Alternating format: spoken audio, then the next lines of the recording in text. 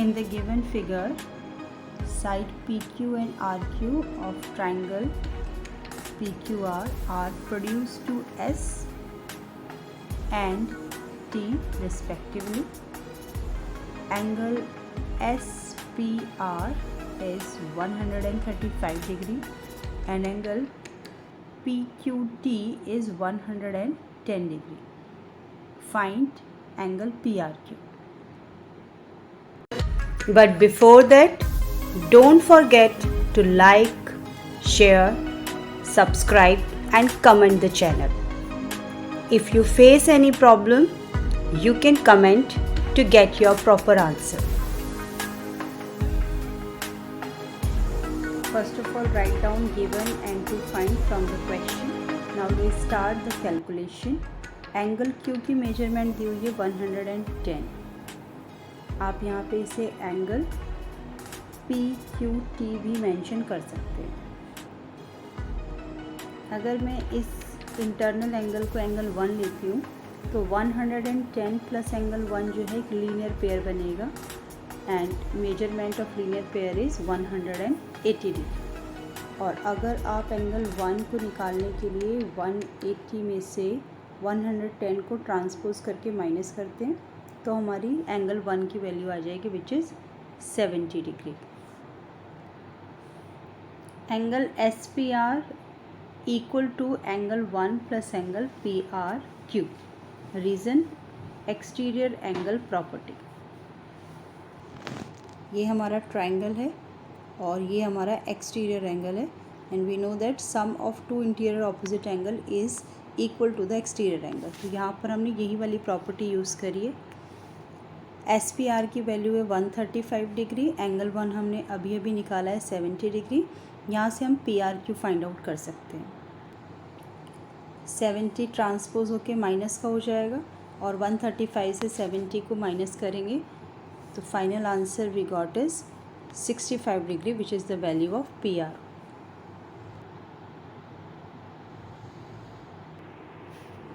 In this question, angle X,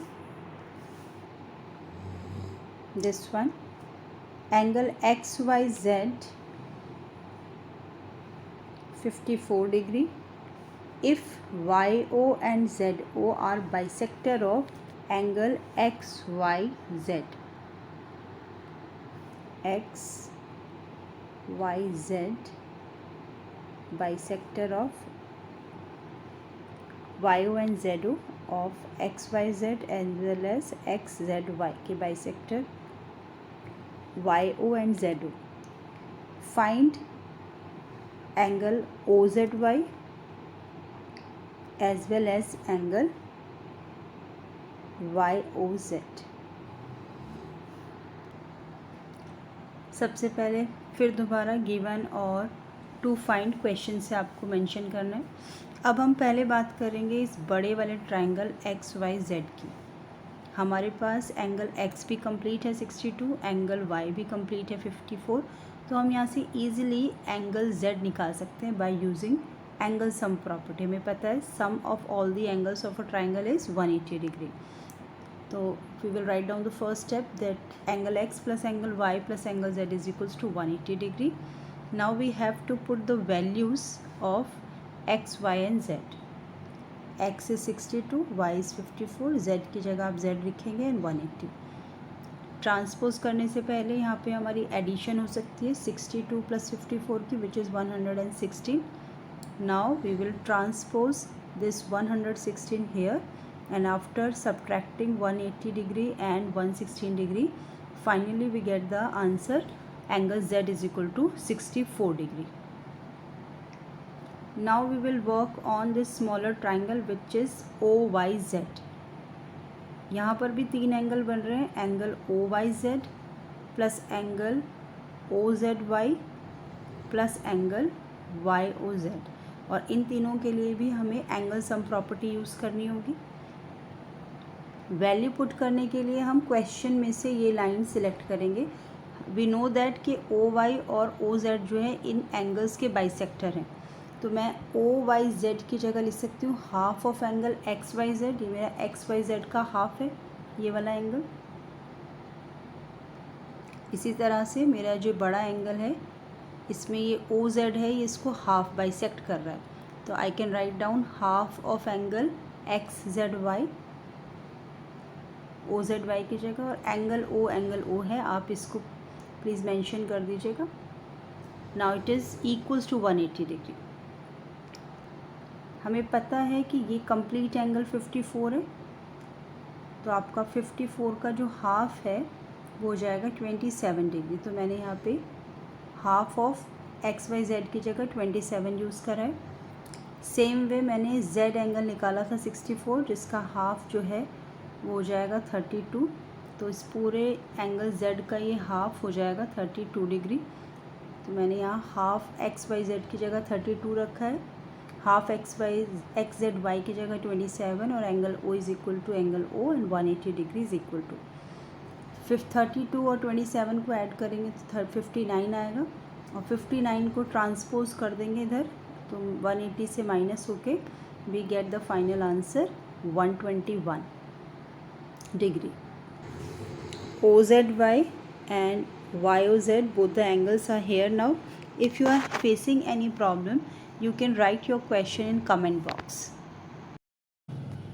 In this question it is given that AB is parallel to DE, angle BAC is equals to 35 degree and angle CDE equals to 53 degree, and we have to find out angle DCE.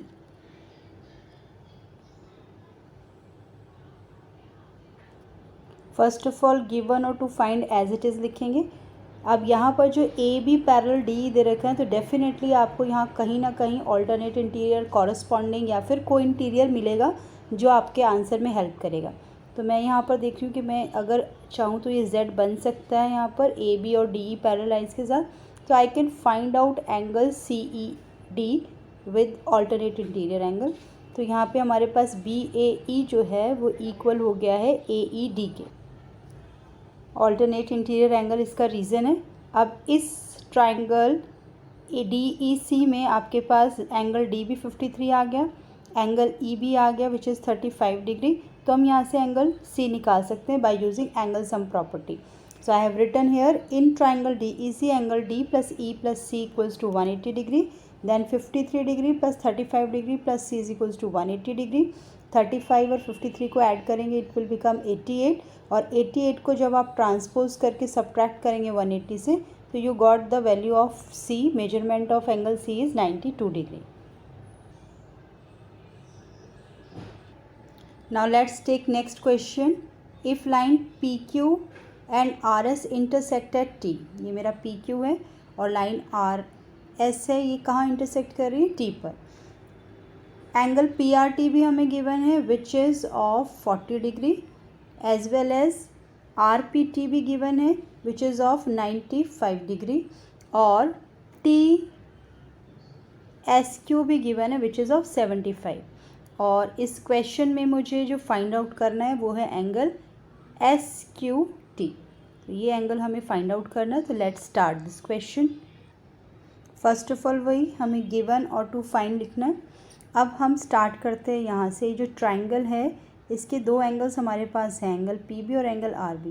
तो यहाँ से आप angle T जो है easily find out कर सकते हो bye using angle sum property. P की वैल्यू है 95, आर की वैल्यू है 40, टी की जगह टी लिखेंगे और 180 इज इक्वल्स टू टी यहीं रहेगा, 95 प्लस 40 हो जाएगा 135, और इसे जब ट्रांसपोज करेंगे तो ये माइनस का हो जाएगा, and after subtracting 180 degree and 35 we get the answer which is 45 degree. अब ये जो हमारा एंगल टी आया है इसका इस साइड पर वर्टिकली ऑपोजिट एंगल बन रहा है, इसको नाम दे देते हैं एंगल 1।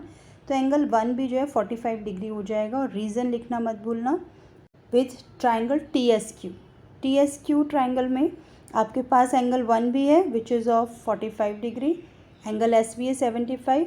फिर दोबारा हम क्यू निकाल सकते हैं by using angle sum property. 1 के लिए 45 की वैल्यू लगानी है, एस के लिए 75 डिग्री और क्यू के लिए क्यू लिखेंगे। 45 प्लस 75 हो जाएगा 120, और 120 180 की तरफ जाएगा with negative sign after transposing, and you will get the answer which is 60 degree. Angle SQT is 60 degree which is required. Now if PQ is perpendicular on PS and angle SQR, this is angle SQR, is 28 degree and angle QRT is 65 degree, then we have to find out the values of X and Y. Again given और to find first of all लिखना है, फिर हमें दोबारा दिया हुआ PQ parallel SR जो कहीं ना कहीं हमें ऑल्टरनेट इंटीरियर, कॉरस्पॉन्डिंग या को इंटीरियर एंगल दे सकता है. तो यहीं से स्टार्ट करते हैं that PQ is parallel to SR. तो दिस इज़ योर Z. ये Z बन रहा है यानी कि ये ऑल्टरनेट इंटीरियर एंगल हुए, ये दो जो मैंने इंडिकेट करें. इसका मतलब हमारी इक्वेशन बनेगी x + 28 should be equal to 65. 28 जो है ट्रांसपोज हो जाएगा और ट्रांसपोज होने के बाद ये देगा 37 डिग्री जो कि वैल्यू आ जाएगी x की. Now we should come to this triangle PQS. PQS में हमारे पास x की वैल्यू अभी अभी हमने निकाली है विच इज़ 37 डिग्री और P हमें पता है it is of 90 degree. It is given कि ये दोनों परपेंडिकुलर है. तो आप यहाँ से y के मेजरमेंट निकाल सकते हैं by using angle sum property. x की जगह रखेंगे 37 डिग्री और y की जगह y और एंगल P की जगह रखेंगे 90 डिग्री इक्वल्स टू 180 डिग्री. जब आप इन दोनों को ऐड करेंगे तो ये बन जाएगा y plus. Now adding it will give you 127 degree and by transposing 180 degree and minus 127 will give us the value of y which is 53 degree.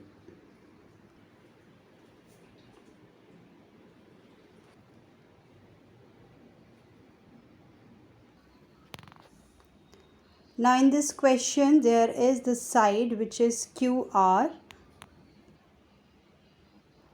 Now the side QR of triangle PQR is produced to the side S.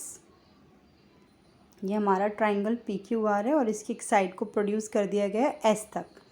Now the bisector of PQR, ये PQR का bisector डला हुआ है, ये PRS को meet कर रहा है एट पॉइंट T. ये हमारा पॉइंट T है. हमें प्रूव करना है कि एंगल QTR जो है that is equal to half of QPR. सबसे पहले हम गिवन लिखेंगे और क्वेश्चन के अंदर यहाँ लिखा हुआ है कि the bisector of angle PQR and angle PRS meet कर रहे एट द पॉइंट T. इसी लाइन से हमने निकाला कि एंगल TQR जो है वो इक्वल होगा हाफ ऑफ PQR के. इसी तरह से एंगल TRS भी होगा हाफ ऑफ एंगल PRS के इक्वल. टू प्रूव हमारा साफ साफ लिखा हुआ है एज इट इज़ आपको लिखना है. इस क्वेश्चन में प्रॉब्लम आती है कि स्टार्टिंग कहाँ से करें. आप अगर क्वेश्चन को ध्यान से पढ़ेंगे you will find out there is a line that triangle PQR is produce to a point S. Triangle PQR and produce to S. अगर आप इस फिगर पे ध्यान दो तो आपके अपने आप माइंड में पता चलता है कि एक्सटीरियर एंगल प्रॉपर्टी क्वेश्चन मुझे डायरेक्ट कर रहा है टू गेट द आंसर. तो मैंने क्या करना है, इस ट्राइंगल PQR पे एक्सटीरियर एंगल PRS लेके एक इक्वेशन क्रिएट करनी है which will be helpful to get my answer. तो मैंने सबसे पहले इक्वेशन बनाई that in triangle PQR angle PRS is equals to angle QPR plus angle PQR. हमें पता है कि एक्सटीरियर एंगल जो है वो सम ऑफ टू इंटीरियर एंगल्स के इक्वल होता है. तो मेरी फर्स्ट इक्वेशन तैयार हो गई. अब यही काम मैं सेकंड ट्राइंगल के साथ भी कर सकती हूँ विच इज़ ट्राइंगल TQR. ये मेरा TQR ट्राइंगल है, इसका एक्सटीरियर एंगल ये है और इसका भी सम क्या होगा angle T plus angle Q. तो I have written here in triangle TQR angle TRS is equals to angle QTR plus angle TQR. Exterior angle property यहाँ तक हमने कर लिया और इसको यहाँ तक जो स्टेप्स हमारे बने वो क्वेश्चन ही मुझे डायरेक्ट करा था. अब मुझे अपना माइंड लगाना है. अब मुझे लगाना है वो माइंड जिससे मेरा आंसर जो है हम बस 1-2 स्टेप्स दूर हैं वहाँ तक पहुँच जाएंगे। अब आप देखिए कि इस क्वेश्चन के अंदर आपको जो TRS दिया हुआ है, क्या मैं उसको किसी तरह से चेंज एंड PRS, क्या मैं इन दोनों में कुछ रिलेशन क्रिएट कर सकती हूँ? तो हाँ, मेरे दिमाग में आ रहा है कि जो मेरा TRS है वो एक्चुअली PRS का हाफ है, जो मैंने गिवन में भी अपना लिखा था। तो मैंने वही करा, मैंने TRS को रिप्लेस कर दिया with half of PRS with the same TQR को मैंने रिप्लेस कर दिया हाफ ऑफ एंगल PQR। ये वो स्टेप है जो मैंने अपने आप कोशिश करके बनाया।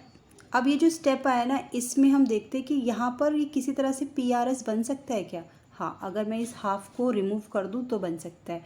हाफ रिमूव करने के लिए मुझे 2 से मल्टीप्लाई करना पड़ेगा, तो we have to start with this step.